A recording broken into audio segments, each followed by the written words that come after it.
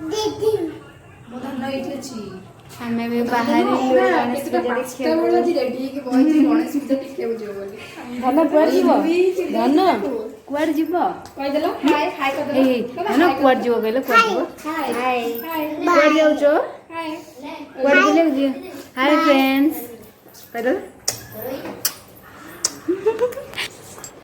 ଆମେ ସମସ୍ତେ ରେଡି ହେଇଗଲୁ ବାହାରି ଗଲୁ ଗଣେଶ ପୂଜା ଦେଖିବାକୁ। ଦେଖନ୍ତୁ ନାନା ଆମର ସାଜି ଯିବେ ବୋଲି ବୁଲିବାକୁ ପୁରା। ଆଉ ଆମେ ସବୁ ଏବେ ବାହାରିବୁ।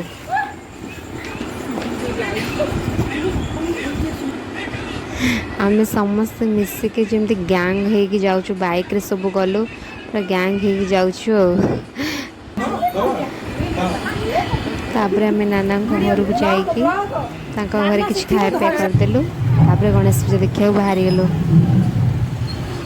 ବହୁତ ବଢ଼ିଆ ଡେକୋରେସନ୍ ହେଇଥିଲା କଟକରେ। ମସ୍ତ ମସ୍ତ ମେଢ଼ ହେଇଥିଲେ